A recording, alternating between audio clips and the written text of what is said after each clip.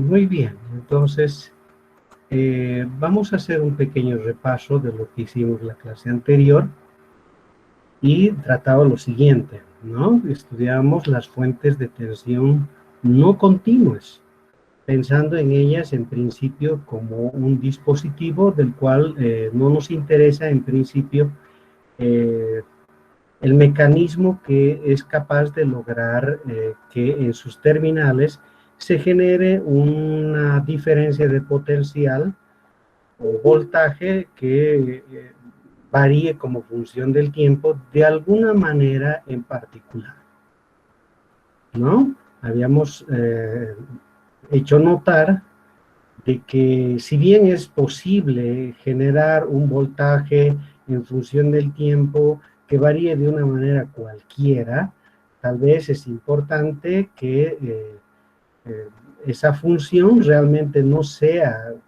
de cualquier forma, sino que cumpla ciertos requisitos, entre ellos uno matemático, uno físico y por sobre todo la aplicación que podría tener un voltaje eh, eh, específico, digamos, ¿no?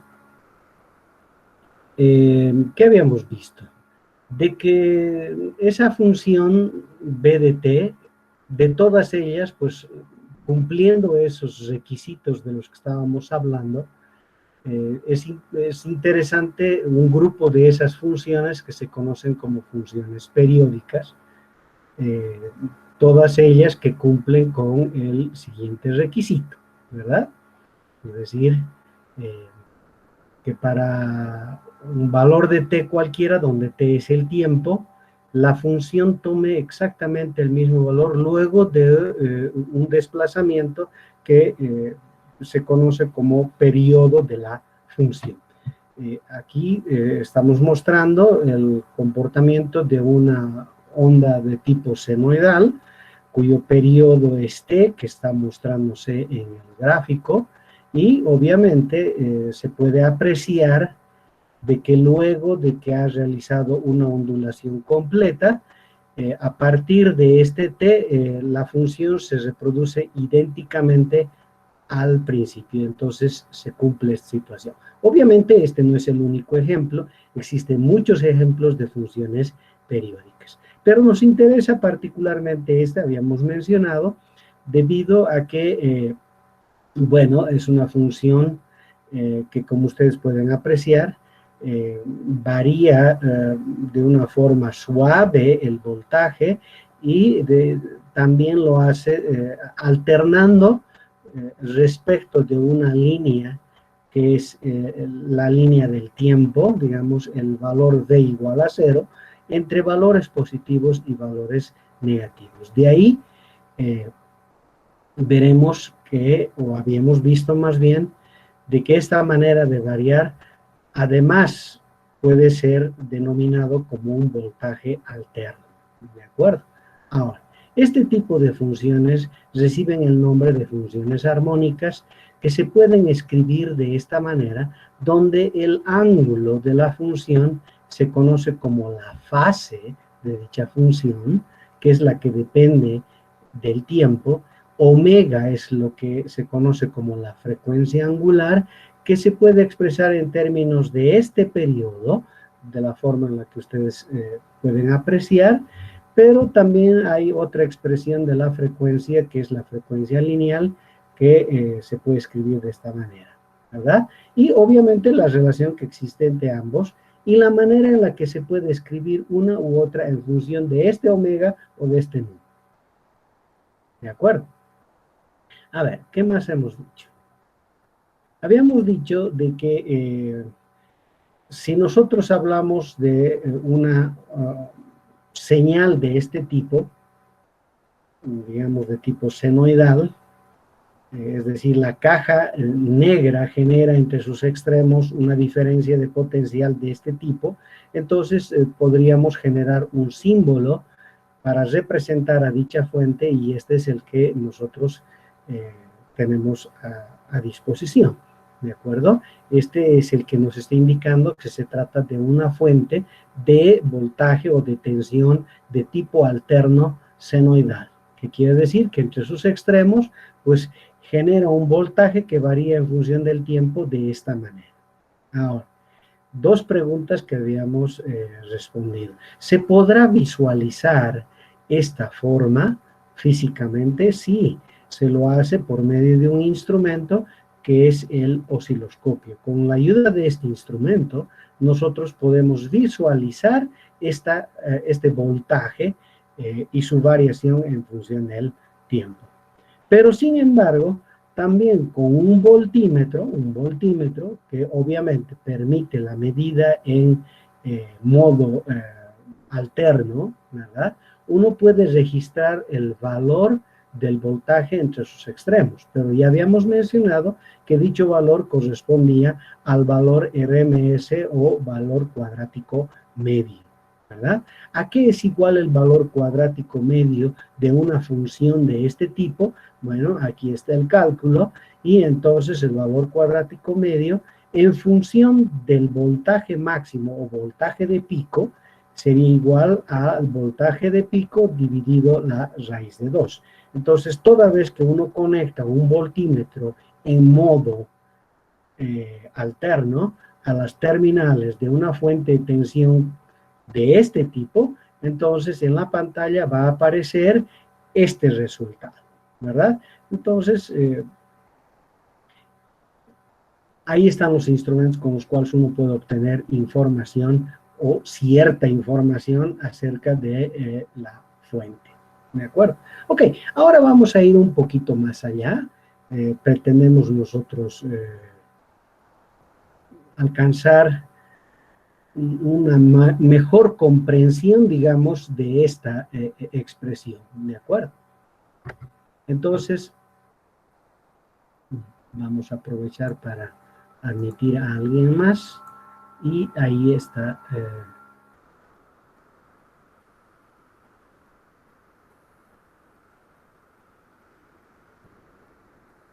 Y pues vamos a hablar de lo que significa el diagrama fasorial.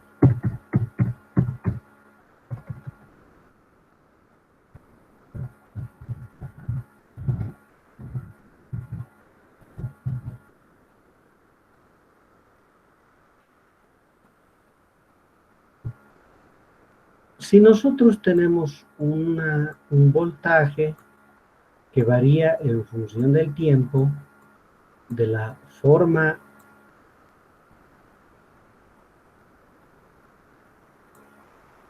seno de omega t, fíjense que acá podríamos poner un término constante, pero no lo estamos haciendo al principio justamente para no complicar la cosa, pero esto es la fase, ya lo dijimos, ¿verdad? Esto es la fase. De ahí el diagrama fasorial. Esta función se puede visualizar de una manera muy interesante haciendo lo siguiente.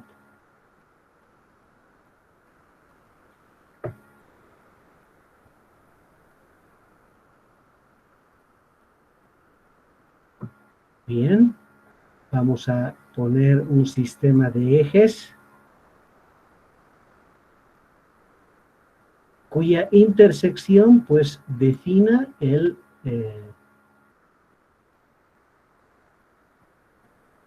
centro de este círculo. Voy a poner con otro color.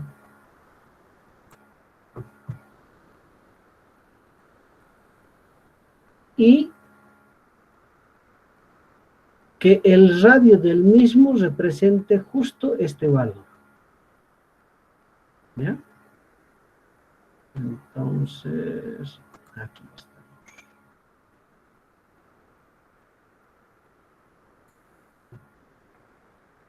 Tal vez vamos a usar otro color. A ver.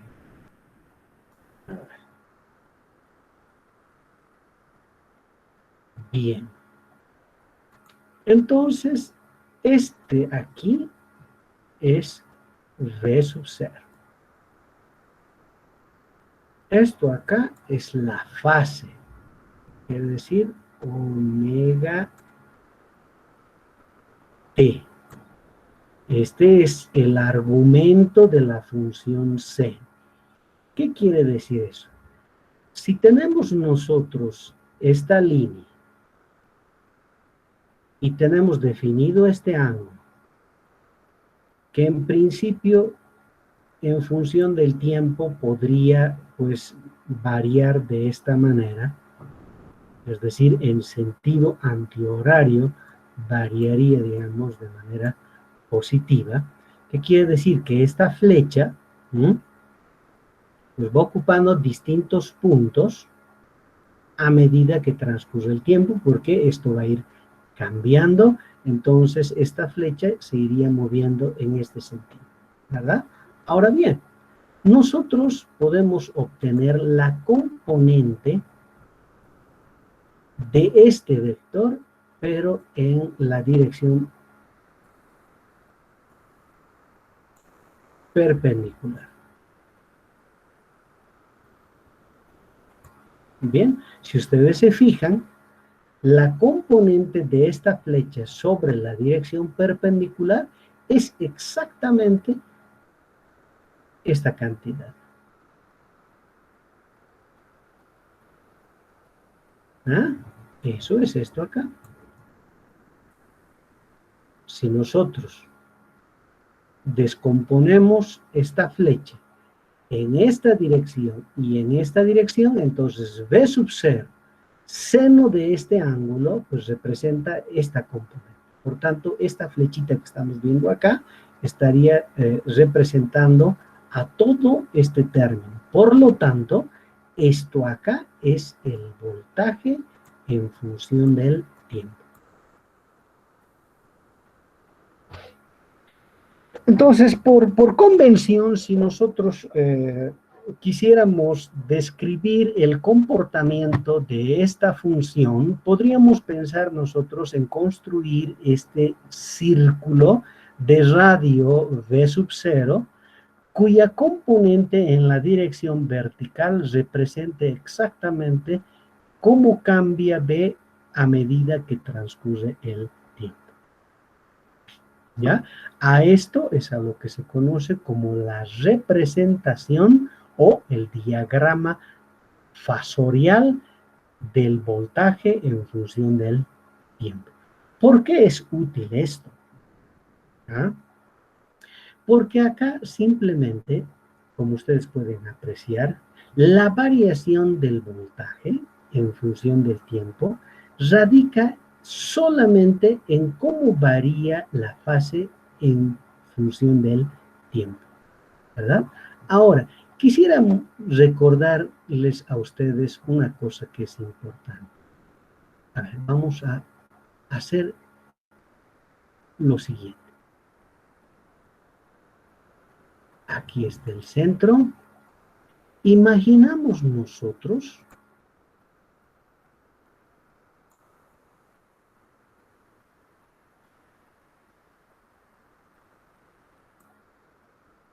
que hay sobre la superficie de esta, digamos, no sé, pues podría ser una esfera o un aro o un disco, lo que quieran, pero imagínense que sobre su superficie se encuentra un objeto que en principio podría moverse de esta manera. Entonces, nosotros sabemos del curso de Física 1, ¿verdad? Que podríamos nosotros describir el movimiento de, vamos a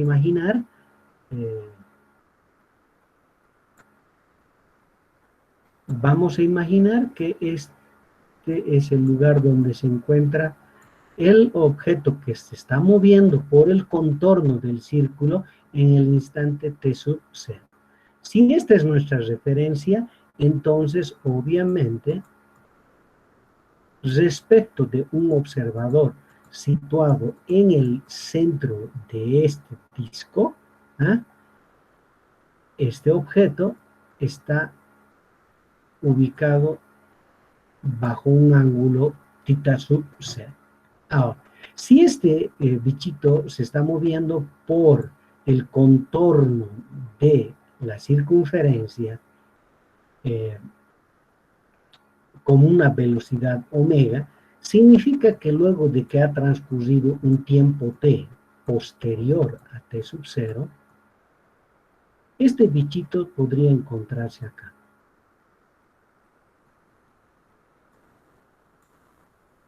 ¿Verdad?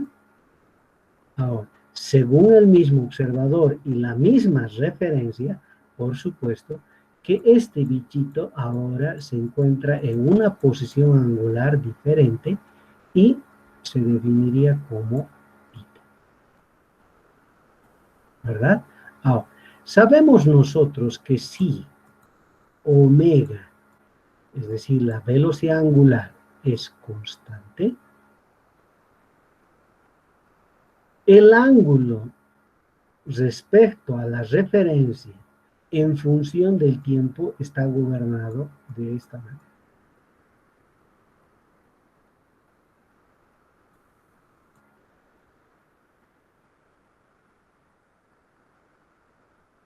¿Verdad? Está gobernado de esta forma. Y fíjense ustedes entonces lo que está viendo acá.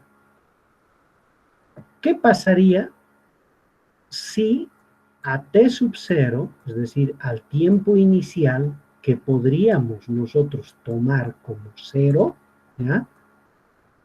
El ángulo con respecto a la referencia sea igual a 0?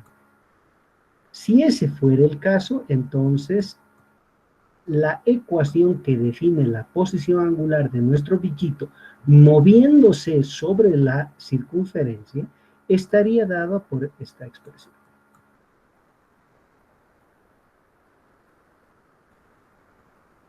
¿Ya? Esto nos dice cuál es la posición angular del bichito moviéndose sobre la circunferencia. ¿Verdad?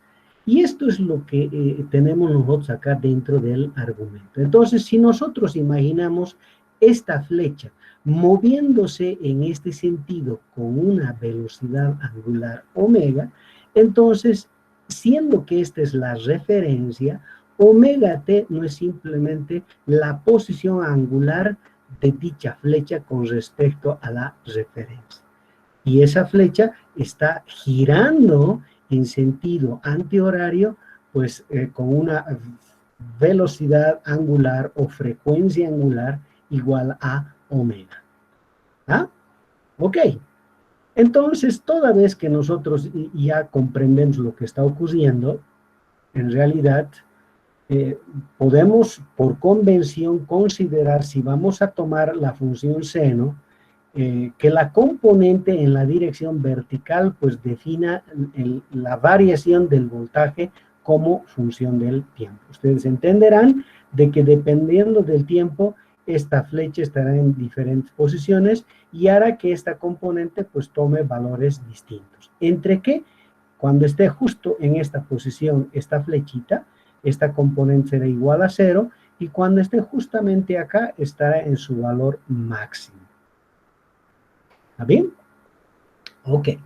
Otra cosa importante es lo siguiente. A ver, ¿qué pasa si nosotros tenemos la función seno de un valor cualquiera? Digamos, omega t más pi menos. ¿A qué es igual esta expresión? Eso para no tener que estar haciendo cálculos en cualquier momento. Comprendamos lo que ocurre toda vez que tenemos esta situación. Gráficamente, ¿qué estamos diciendo? A ver, gráficamente lo que estamos diciendo, a este omega t, súmele pi medios. ¿Eso qué quiere decir? 90 grados. ¿Verdad? 90 grados. Es decir, que vamos a pasar de esta posición a una posición como esta que está acá. ¿Ya? A ver, voy a tal vez tomar este color y decir esto.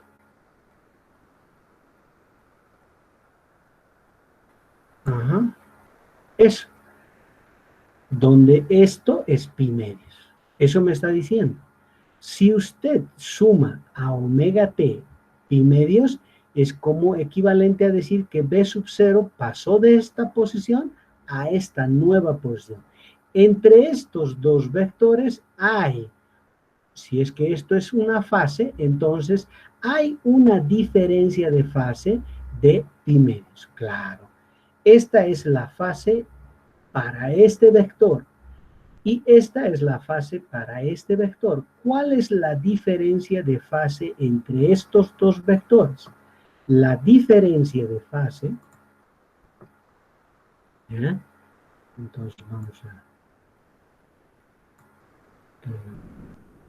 escribir de esa forma. La diferencia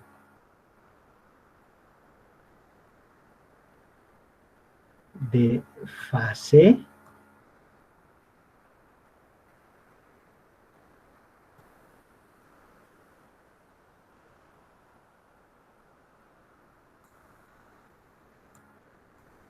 ¿qué es? Es la nueva fase, es decir, omega t más pi medios, menos la fase inicial. Aquí está, omega t. Es la diferencia de fase de esta flecha con respecto a esta otra. Entonces está claro que al hacer la diferencia, esto nos está dando pi medios, ¿verdad? Entonces, nos gustaría saber a qué es igual esta expresión, ¿no? ¿A qué sería igual esta expresión? Entonces, podríamos nosotros desarrollar esto como el seno de una suma de ángulos. Entonces, ahora vamos a hacer eso.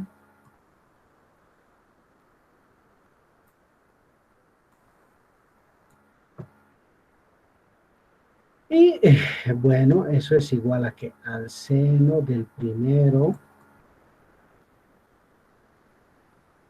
por el coseno del segundo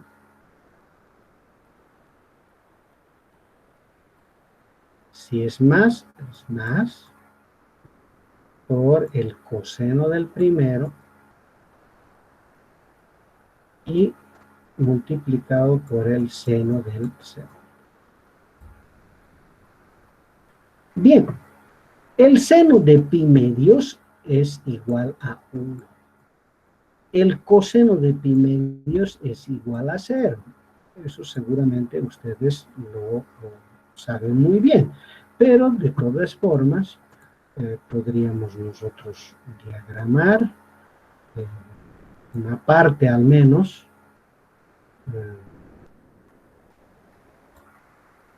entre 0 y pi medio es lo que nos interesa, ¿verdad? El seno entre 0 y pi medios es pi medios. Varía de esa manera. Seno sería esto. Seno de x y aquí x, ¿verdad? Esta es la forma en la que varía el seno. En cambio, el coseno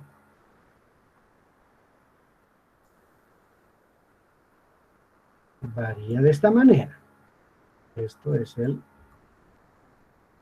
coseno de x. Entonces resulta que cuando es pi medios, el coseno es igual a 0, pero el seno es igual a 1. Esto es, ¿verdad? Ahí está. ¿Y eso qué significa? Significa que tendríamos al coseno de omega. Ahí está.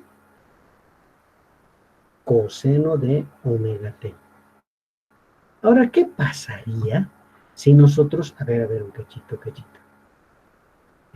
Tal vez sea bueno que nosotros lo pongamos en negritas, ¿no?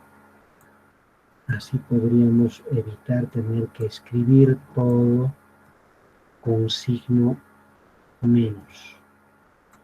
Ahí está, ese sería el resultado. O sea que coseno de omega t con signo positivo es el seno de omega t más pi menos. Esto es muy importante, por favor. Nos estamos poniendo de acuerdo que va a ser la componente vertical. Dado cualquier fase o cualquier ángulo, ¿verdad? Lo que nos interesa es la componente vertical.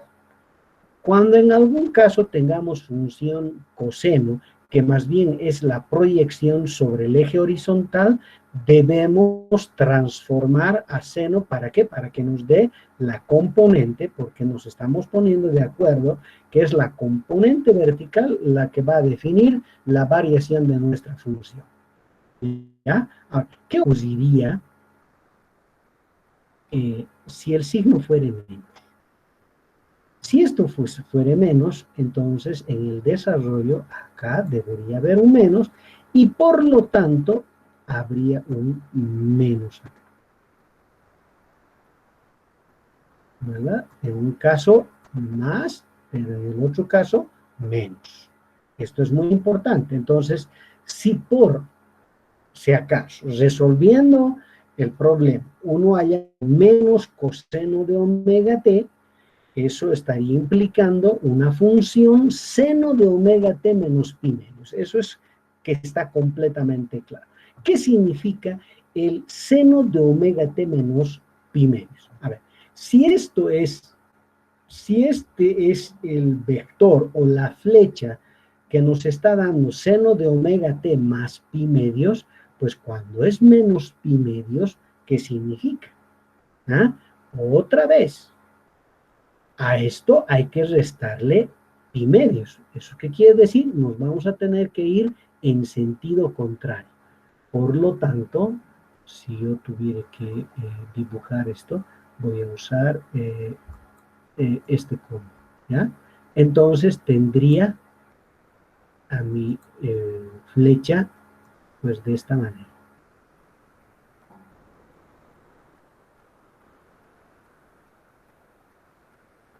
Ahí está. Este ángulo entre este y este nuevo es pi medios. Entonces, omega t menos pi medios. Ajá.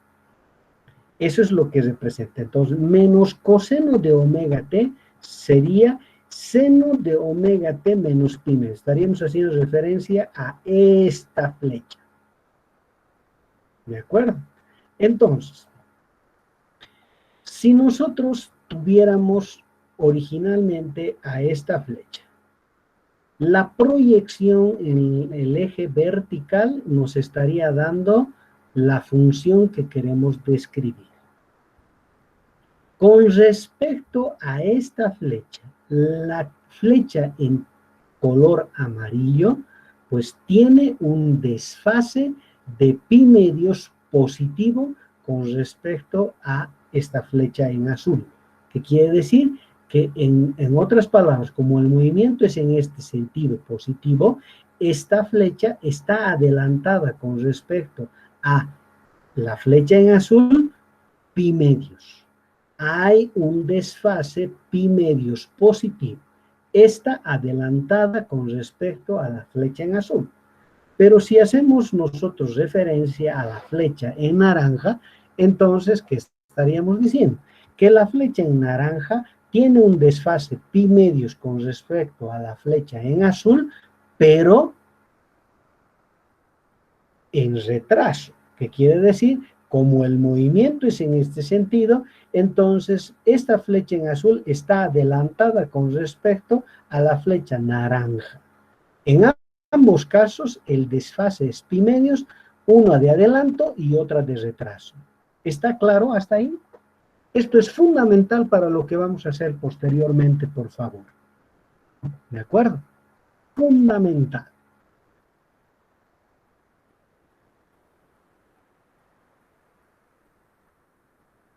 ¿Alguien tiene alguna pregunta?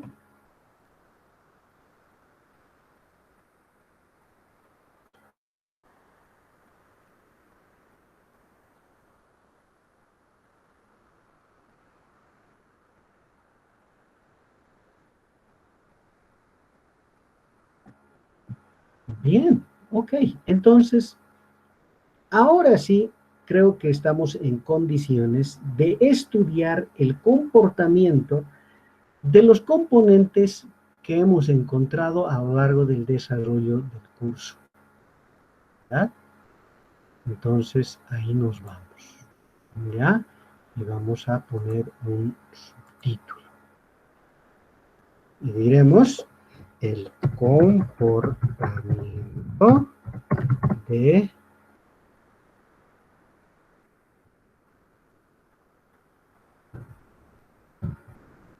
un resistor, un inductor y un condensador en alterna.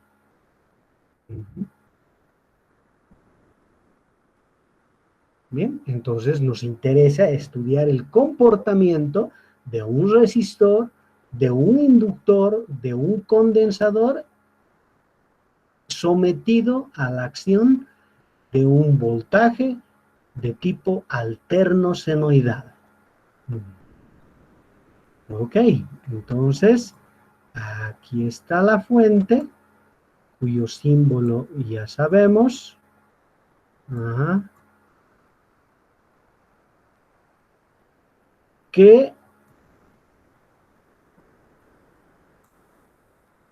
entrega un voltaje en función del tiempo del tipo V sub 0 seno de omega t.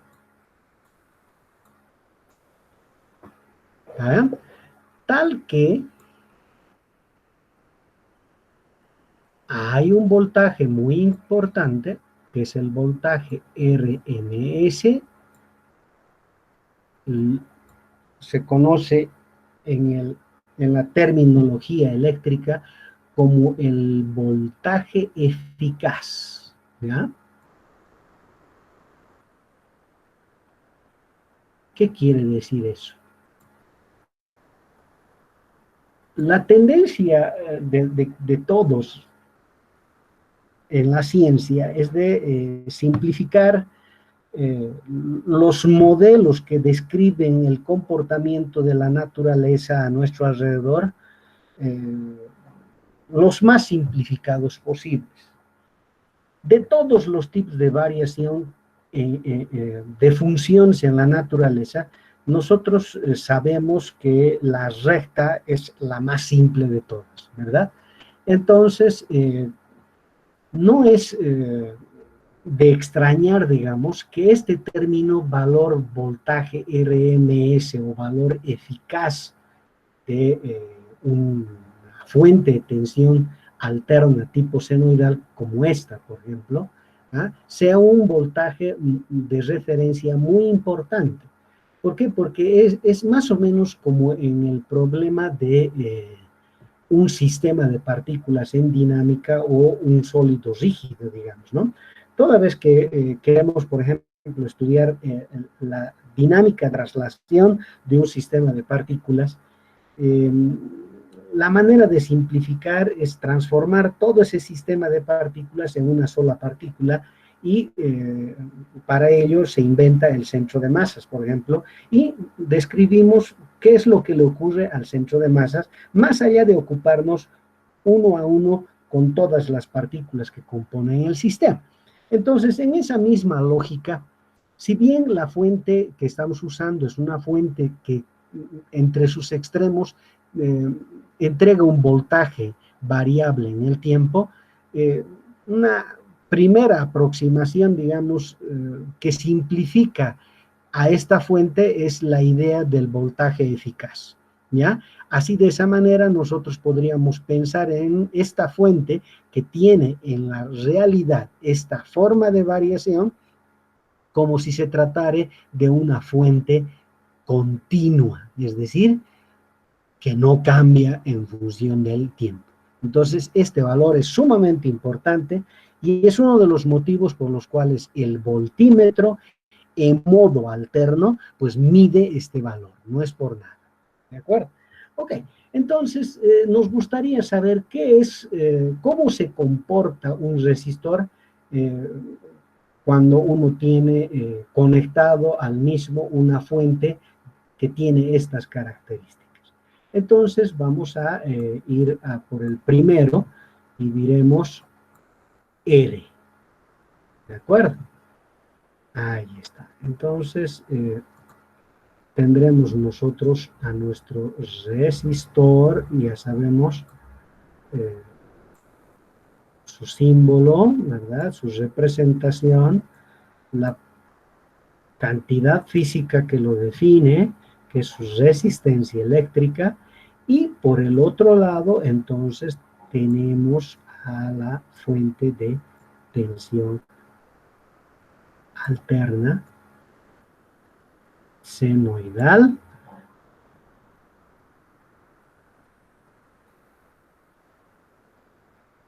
BDT.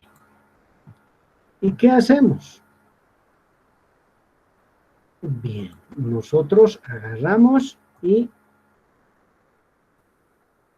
con la ayuda de un conector, pues unimos estos puntos y antes de hacer la unión de los dos extremos, pues simplemente nos ponemos de acuerdo en algo. ¿Ya? Este va a ser un interruptor, el cual cerraremos en un determinado instante que le vamos a llamar T sub 0.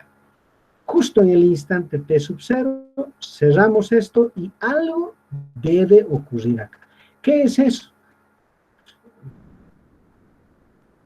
Ya no debería ser extraño para nosotros, ¿verdad? Debería circular una corriente. Ahora,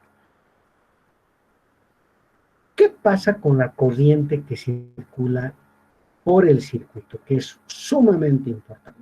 Es nuestra primera pregunta. ¿A qué será igual la corriente que circula por el circuito? Una vez que hayamos encontrado la expresión, otra de las preguntas que debemos contestar es: la corriente y el voltaje, la corriente y el voltaje, ¿estarán en fase? ¿Estarán en desfase? Si hay un desfase, ¿cuál es el desfase entre los mismos? ¿Uno estará adelantado o retrasado con respecto a este? Todo eso hay que averiguar. Entonces, la relación que existe entre ellos es otra de las cosas fundamentales que debemos averiguar. ¿Qué es la tercera cosa importante que debemos nosotros averiguar cuando queremos estudiar el comportamiento de R frente a este voltaje alterno? La tercera cosa importante que debemos nosotros resolver es: ¿qué pasa con la potencia de disipación en este resistor? O, si ustedes desean, la potencia de consumo de R.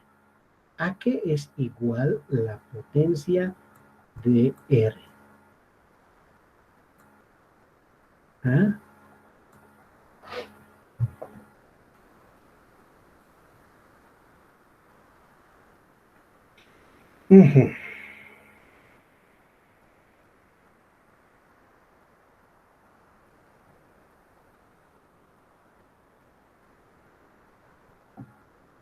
Ok, entonces resolvamos la primera de las cinco. ¿A qué es igual I a través del circuito una vez que se ha cerrado? Bien, esto es de lo más elemental y por lo tanto, ¿qué es lo que debe suceder? Que el voltaje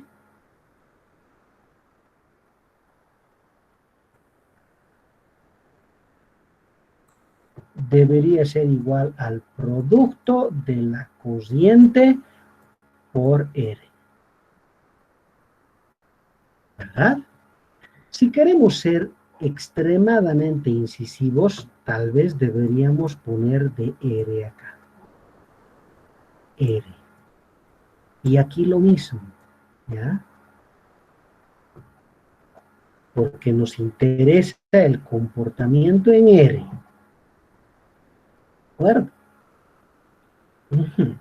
Ahora bien, entonces, esta es la corriente que circula por R, pero ustedes dirán, no hay necesidad, es la misma que circula por la fuente. Pero, ¿cómo está R frente a esto? Entonces, todo es en R, pues eso es, no hay dónde perderse sobre eso. Entonces, sin ir más lejos, solo se trata de reemplazar esta expresión y tendríamos V sub 0 seno de omega t, y de aquí I en R sería igual a V0, que es el voltaje pico, partido R por el seno de omega t. Por supuesto que esto nosotros podríamos llamar, qué sé yo, pues, I sub 0, ¿verdad? I sub 0, o valor máximo, ¿ya? Tal que I sub 0 igual a V max o V de pico partido R. Ok, fíjense que esto es la ley de Ohm, ¿verdad? Esto es, pues, la ley de Ohm, que quiere decir que los valores máximos están obedeciendo la ley de Ohm clásico para circuitos en continuo. Ahí está. Esto es muy importante, por favor. Los máximos valores en el voltaje, en la corriente, pues obedecen la clásica ley de Ohm. Y de R me estoy fijando, ahora también había sido una función en el tiempo, ¿verdad? Y si lo escribimos en función de I sub 0, entonces está dado por este.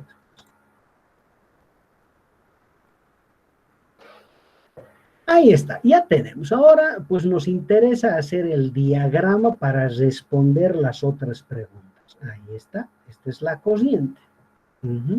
Este es el voltaje. Pues vamos a tener que hacer el diagrama fasorial para poder ubicar lo que ocurre con ambos, que es el objetivo B. Entonces, aquí está la referencia.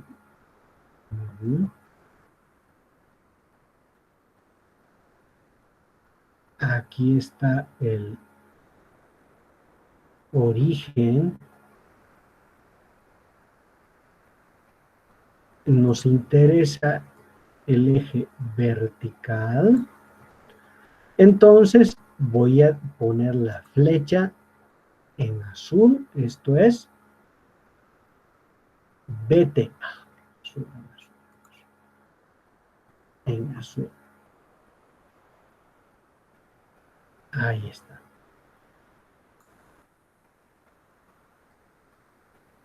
De tal manera que su componente en la dirección...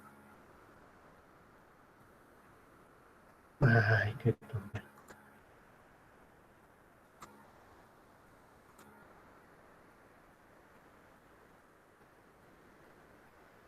Es nomás BDT.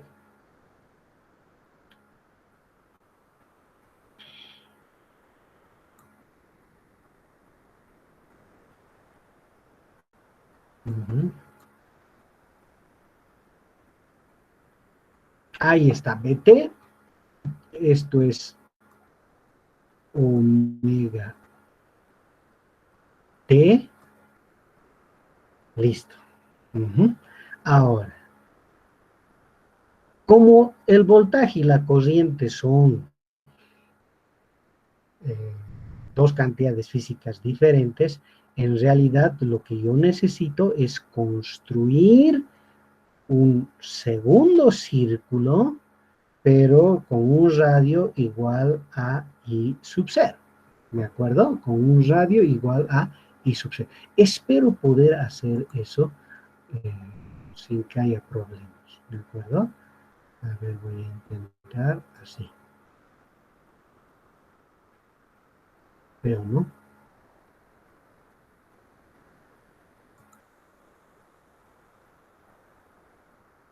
Más feo.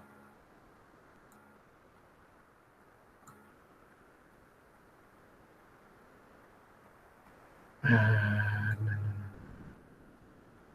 Aquí tendría que empezar. Qué tontería, ¿no?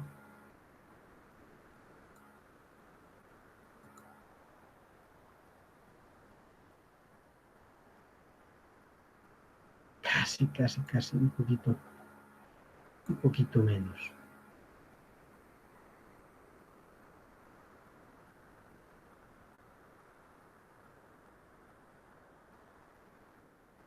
Ay.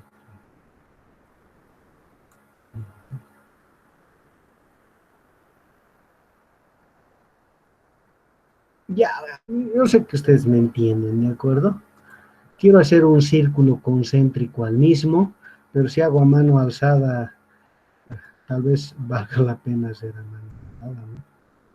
Voy a tratar de hacer a mano alzada, ¿de acuerdo?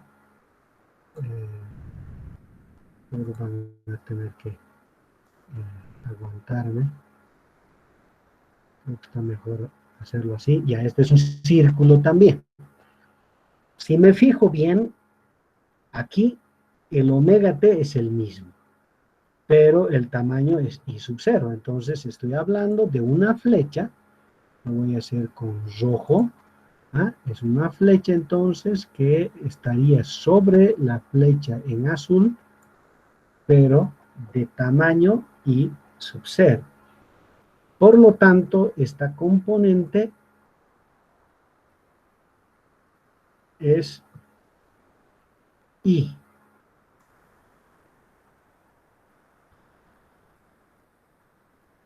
I de T. Ajá. Ahí está. ¿Verdad? ¿Qué quiere decir? Ambos están en fase. ¿Ah?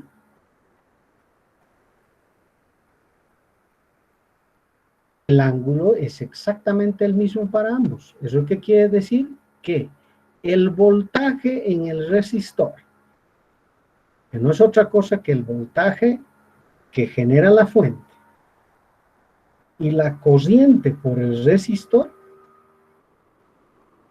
están en fase. Hay una relación, por supuesto. Están en fase. Sus valores máximos están relacionados por medio de la ley de Ohm. Algo más podríamos encontrar, por supuesto. Entonces, por favor, están en fase. Aquí vamos a tener que escribir esto porque es muy importante. Están en fase. Eso que es muy importante. Hemos encontrado entonces que el voltaje y la corriente a través del resistor están en fase. Esto es que es muy importante pues de definir. En el gráfico está clarito. ¿Qué quiere decir? Que si el voltaje está apuntando en una cierta dirección, pues la corriente también lo está haciendo. ¿De acuerdo? ¿Qué está diciendo en otras palabras? Que si el voltaje está creciendo, la corriente también lo está haciendo. Claro. Eso quiere decir en fase. Este está creciendo, pues este también está creciendo. Si este disminuye junto con él. Al mismo tiempo. Si quisiéramos mostrar esto según los ejes,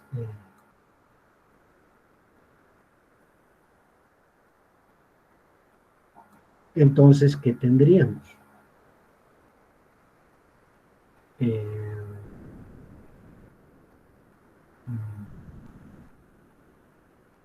Lo voy a hacer usando los colores que están acá, ¿ya? Entonces voy a pintar en negro.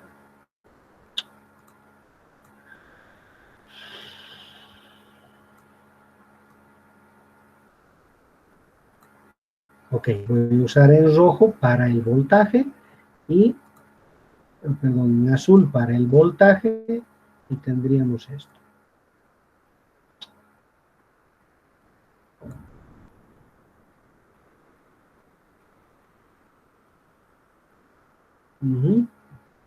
Eso sería el voltaje, ¿verdad? En función del tiempo. Y aquí estaría el tiempo. Ahora voy a usar el color rojo para identificar la corriente. Entonces, según esto,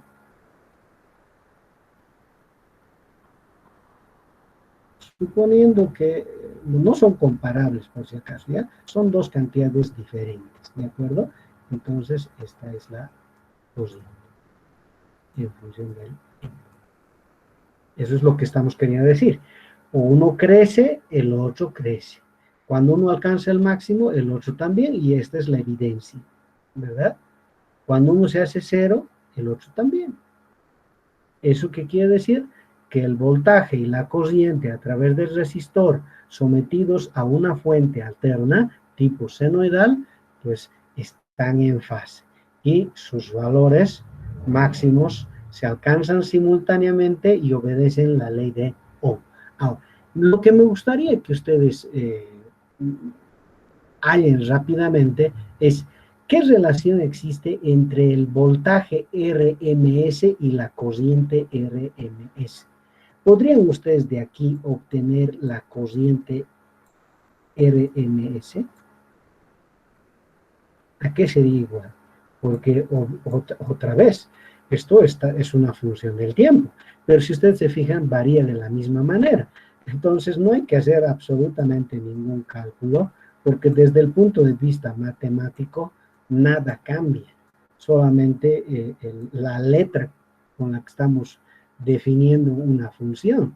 Entonces, obviamente, esto conduce a esta expresión, ¿no? Que la corriente es decir, RMS es exactamente igual a este valor. Y esto es, al igual que el voltaje, sumamente importante. Entonces, la pregunta que les lanzo a ustedes, la relación que existe entre B de RMS e I de RMS es igual a esta, ¿sí o no?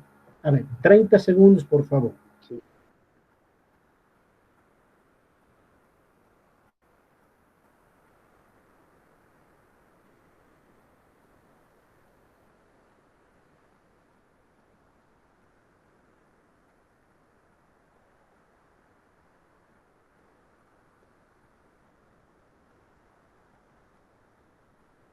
Bien, supongo que han encontrado una respuesta para eso, ¿verdad?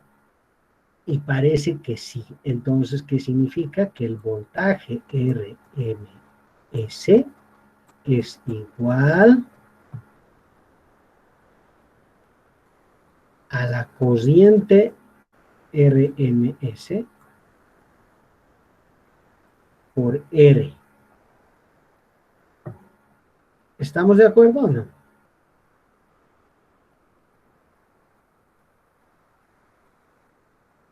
Sí. Muy bien. ¿Y cómo es que han llegado a esta ecuación?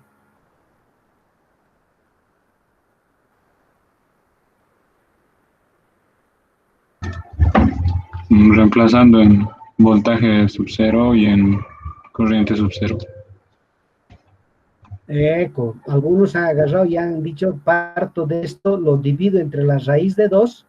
Entonces, voltaje 0 sobre raíz de 2 es el voltaje RMS y I sub 0 sobre raíz de 2 es I de RMS y ahí está la demostración.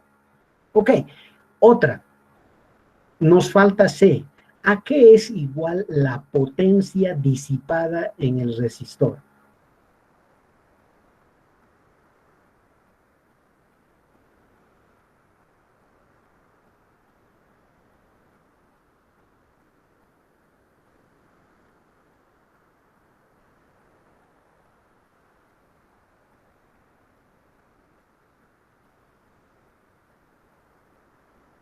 Podríamos hablar de la potencia instantánea, pero ¿creen ustedes que sería útil definir la potencia instantánea?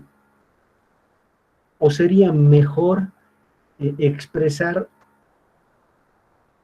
la potencia media disipada por el resistor? ¿Qué dicen?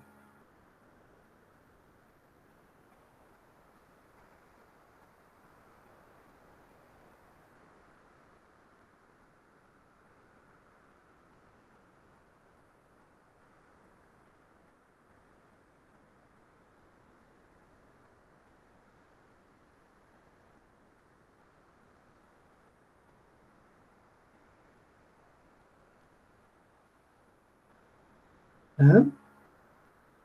Uno podría calcular la potencia instantánea. ¿Qué tendría que hacer? I cuadrado por R, ¿verdad? Vamos respondiendo a C, por favor. La potencia instantánea en R sería I cuadrado por R. I cuadrado en R por R. Bien, solo tienen que sustituir esta expresión. ¿Qué quiere decir eso? Pues tendríamos I sub 0 elevado al cuadrado partido 2. Está muy feo esto.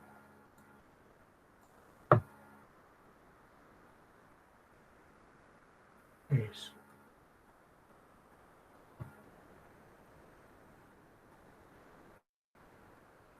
¿De dónde salió eso?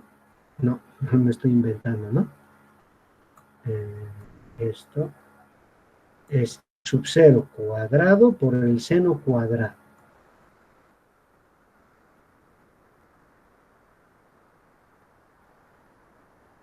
Omega t por R. Pero ese R lo podemos traer aquí adelante, entonces sería igual a esa expresión. Dígame, si yo quisiera hallar el valor medio de esta potencia, ¿a qué sería igual? ¿Qué me daría? Por supuesto, esto es constante, saldría, ¿verdad? Saldría. Entonces, ¿qué cosa tendríamos?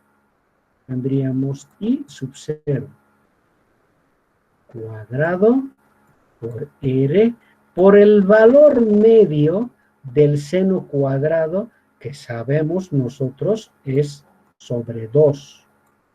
¿Verdad o no? ¿Aló? ¿Vamos no? Y hemos visto que el valor medio de la función seno cuadrado, no importa qué argumento sea, esto es igual a un medio. Entonces, cuando le saco el valor medio a todo esto, esto es constante, sale. Esto es constante, sale. Entonces, me queda el valor medio del seno cuadrado, que vale un medio. Ahora, dígame, ¿esto es lo más representativo? Sí, esta es la cantidad más representativa y representa la potencia media disipada por el resistor. Y fíjense, es función de I al cuadrado, o sea que no importa si está circulando en un sentido o en otro, porque eso es lo que está ocurriendo.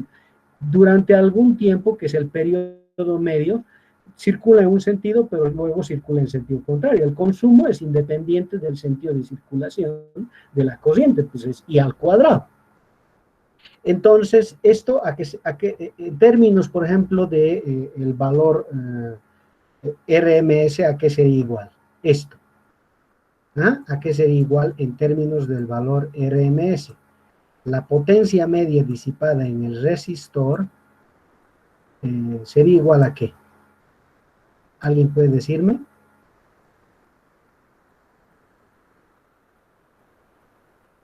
I sub 0 cuadrado sobre 2, ¿de qué forma puedo expresar? Si elevo esto al cuadrado, entonces me va a dar I cuadrado RMS I sub 0 cuadrado sobre 2. Entonces, esto no es otra cosa que I de RMS